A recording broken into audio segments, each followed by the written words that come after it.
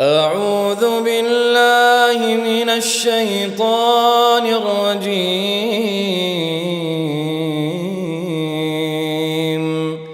بسم الله الرحمن الرحيم.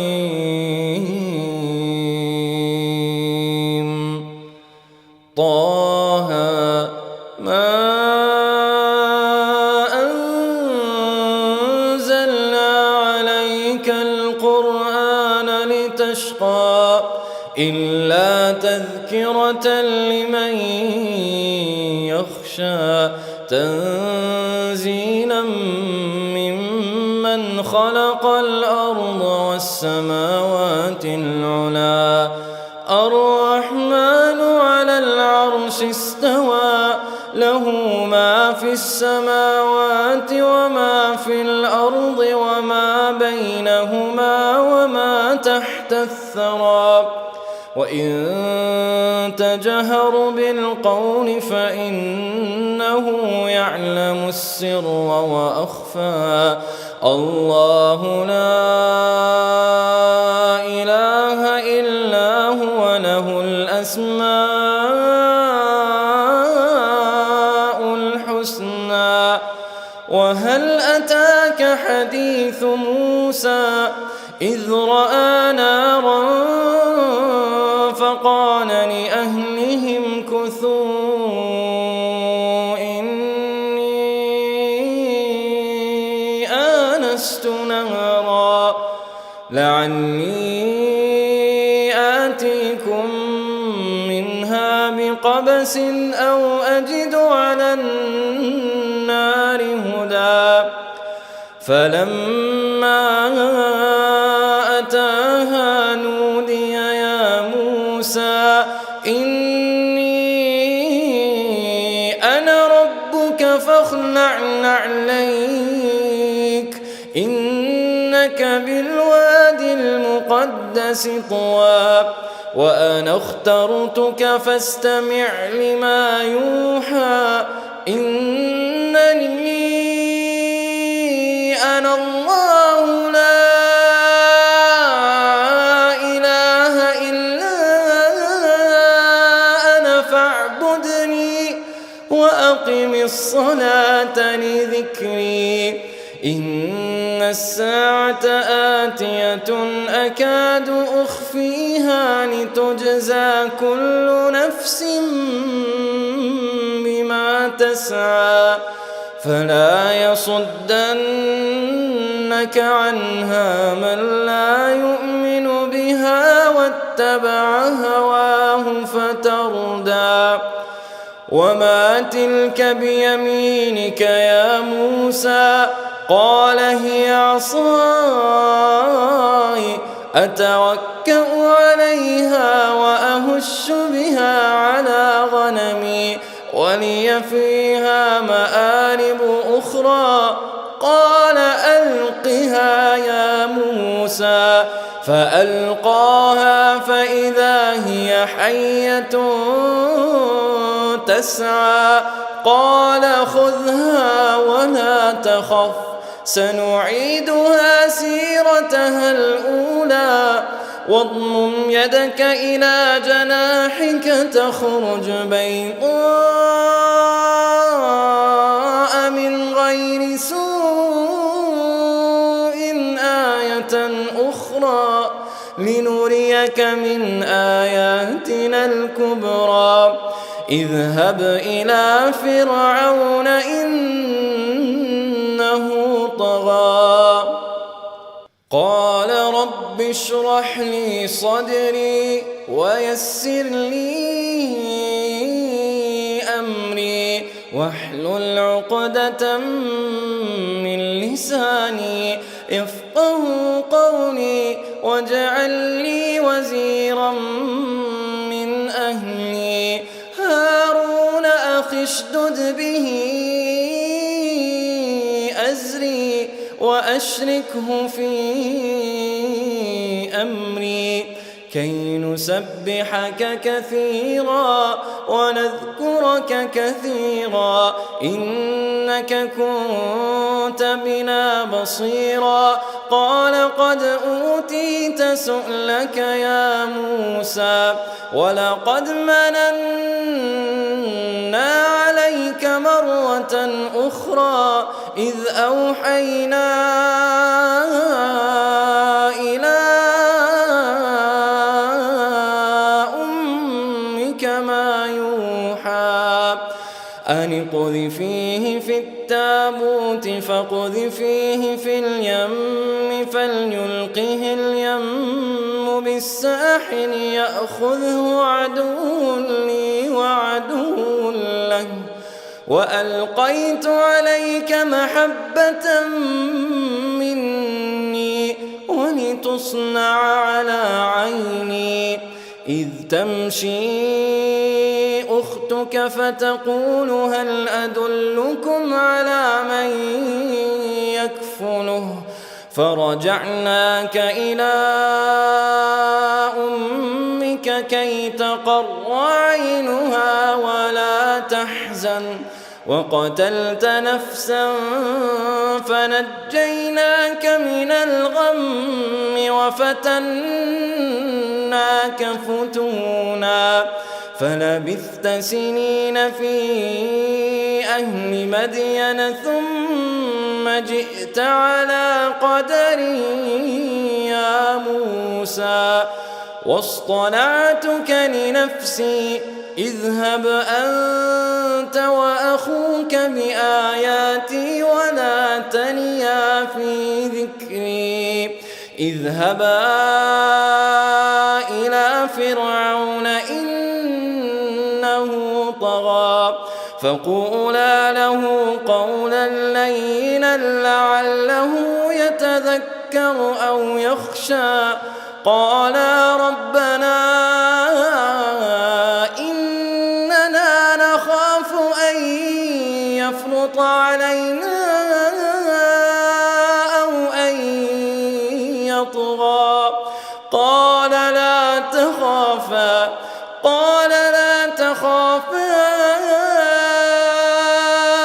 إنني معكما أسمع وأرى فأتياه فقولا إنا رسولا ربك فأرسل معنا بني إسرائيل ولا تعذبهم قد جئناك بآية من ربك والسلام على من اتبع الهدى إنا قد أوحي إلينا أن العذاب على من كذب وتولى قال فمن ربكما يا موسى قال ربنا الذي أعطى كل شيء خلقه ثم هدى قال فما بال القرون الأولى قال علمها عند ربي في كتاب لا يضل ربي ولا ينسى الذي جعل لكم الأرض مهدا وسلك لكم فيها سبلا وأنزل من السماء ماء فأخرجنا به أزواجا من نبات شتى كلوا وارعوا أنعامكم إن في ذلك لآيات لأولي النهى منها خلقناكم وفيها نعيدكم ومنها نخرجكم تارة أخرى ولقد أريناه آياتنا كلها فكذب وأبى قال أجئتنا لتخرجنا من أرضنا بسحرك يا موسى فلنأتينك بسحر مثله فاجعل بيننا وبينك موعدا لا نخلفه نحن ولا أنت مكانا سوى قال موعدكم يوم الزينة وأن يحشر الناس ضحى فتولى فرعون فجمع كيده ثم أتى قال لهم موسى ويلكم لا تفتروا على الله كذبا فيسحتكم بعذاب وقد خاب من افترى فتنازعوا أمرهم بينهم وأسروا النجوى قالوا إن هذان لساحران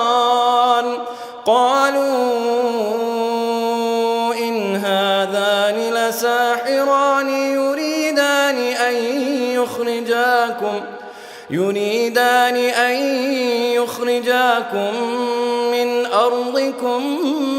بسحرهما ويذهبا بطريقتكم المثلى فأجمعوا كيدكم ثم أتوا صفا وقد أفلح اليوم من استعلى قالوا يا موسى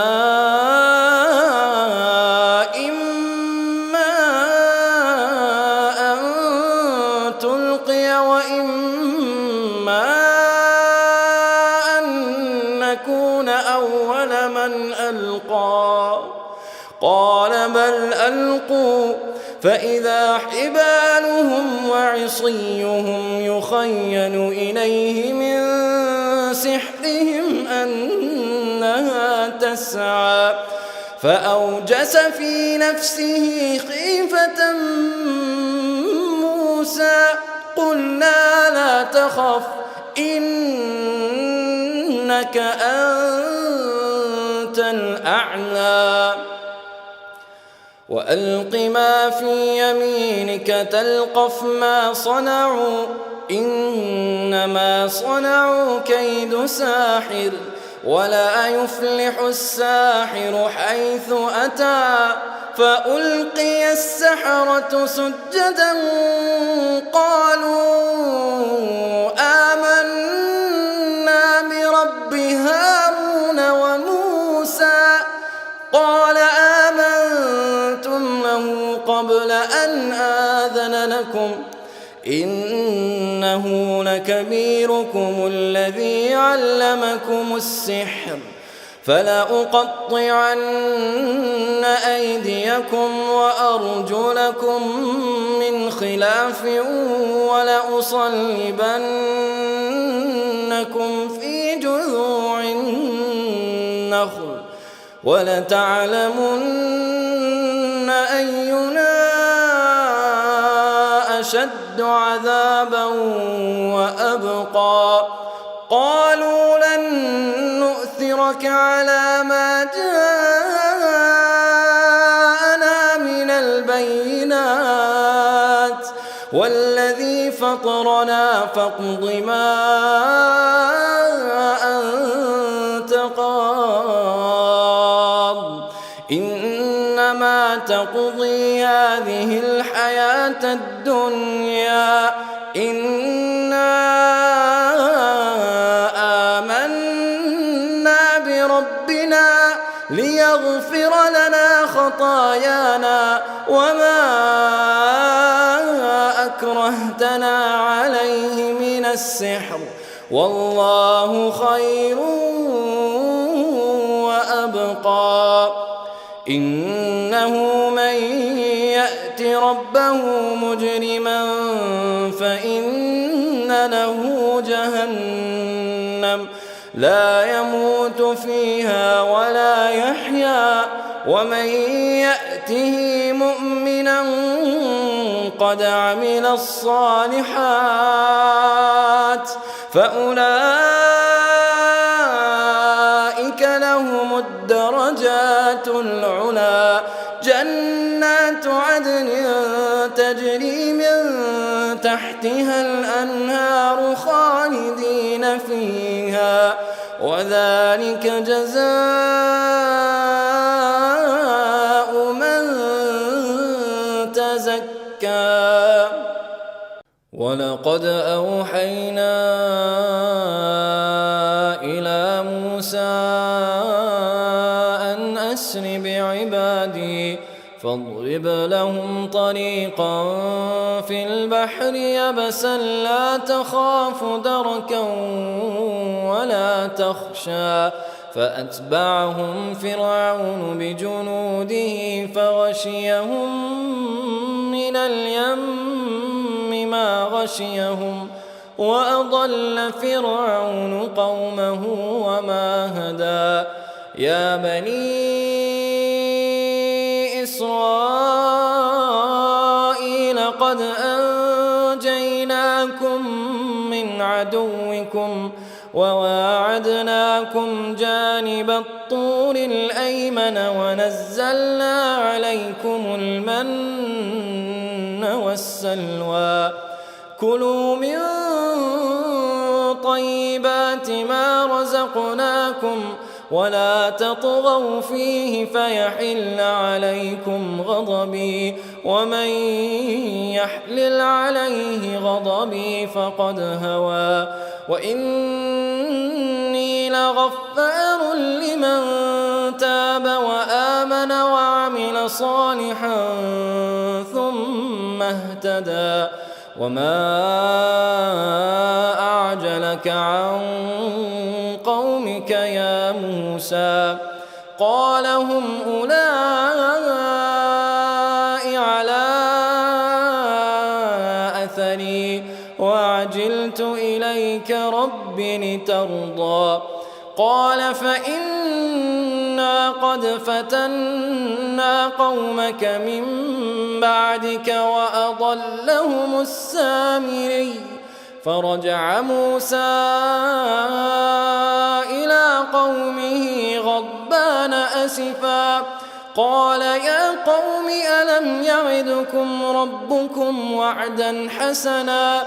أفطال عليكم العهد أم أردتم أن يحل عليكم غضب من ربكم فأخلفتم موعدي قالوا ما أخلفنا موعدك بملكنا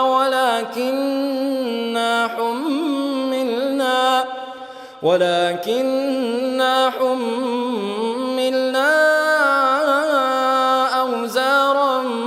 من زينة القوم فقذفناها فكذلك ألقى السامري فأخرج لهم عجلا جسدا له خوار فقالوا هذا إلهكم وإله موسى فنسي أفلا يرون ألا يرجع إليهم قولا ولا يملك لهم ضرا ولا نفعا. ولقد قال لهم هارون من قبل يا قوم إنما فتنتم به وإن ربكم الرحمن فاتبعوني وأطيعوا أمري قالوا لن نبرح عليه عاكفين حتى يرجع إلينا موسى قال يا هارون ما منعك إذ رأيتهم ضلوا ألا تتبعن أفعصيت أمري قال يا ابن أم لا تأخذ بلحيتي ولا برأسي إني خشيت أن تقول فرقت بين بني إسرائيل ولم ترقب قولي قال فما خطبك يا سامري قال بصرت بما لم يبصروا به فقبضت قبضة من أثر الرسول فنبذتها وكذلك سولت لي نفسي قال فاذهب فإن لك في الحياة أن تقول لا مساس وإن لك موعدا لن تخلفه وانظر إلى إلهك الذي ظلت عليه عاكفا لنحرقنه ثم لننسفنه في اليم نسفا إنما إلهكم الله الذي لا إله إلا هو وسع كل شيء علما كذلك نقص عليك من أنباء ما قد سبق وقد آتيناك من لدنا ذكرا من أعرض عنه فإنه يحمل يوم القيامة وزرا خالدين فيه وساء لهم يوم القيامة حملا يوم ينفخ في الصور ونحشر المجرمين يومئذ زرقا يتخافتون بينهم إن لبثتم إلا عشرا نحن أعلم بما يقولون إذ يقول أمثلهم طريقة إن لبثتم إلا يوما ويسألونك عن الجبال فقل ينسفها ربي نسفا فيذرها قاعا صفصفا لا ترى فيها عوجا ولا أمتا يومئذ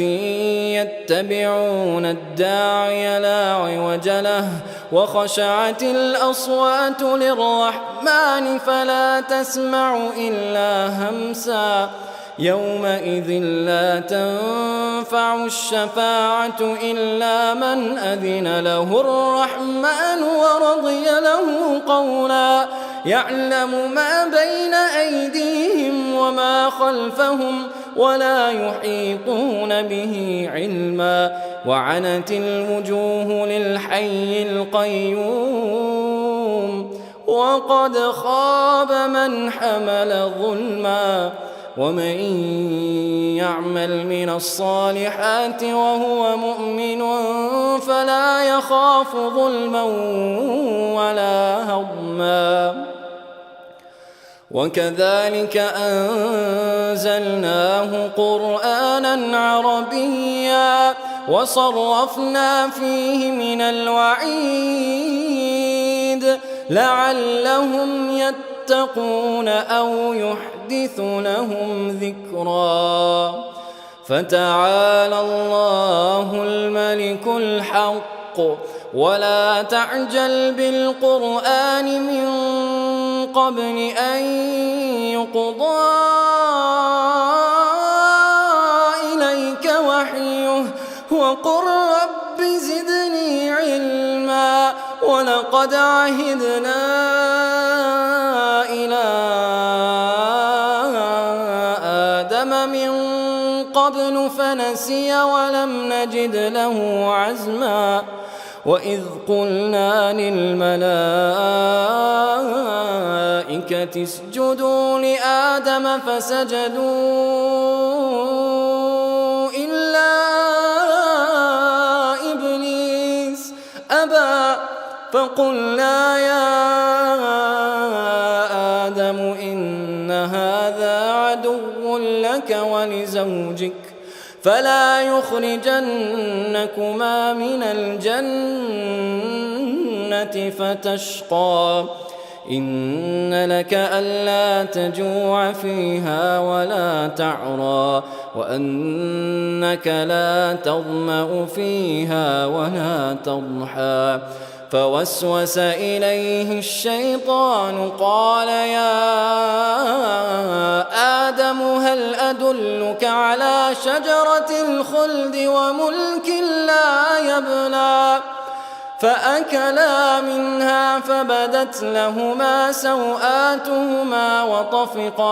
وطفقا يخصفان عليهما من ورق الجنة وعصى آدم ربه فغوى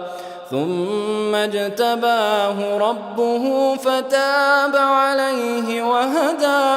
قال اهبطا منها جميعا بعضكم لبعض عدو فإما يأتينكم مني هدى فمن اتبع هداي فلا يضل ولا يشقى ومن أعرض عن ذكري فإن له معيشة ضنكا ونحشره يوم القيامة أعمى قال رب لم حشرتني أعمى وقد كنت بصيرا قال كذلك أتتك آياتنا فنسيتها وكذلك اليوم تنسى وكذلك نجزي من أسرف ولم يؤمن بآيات ربه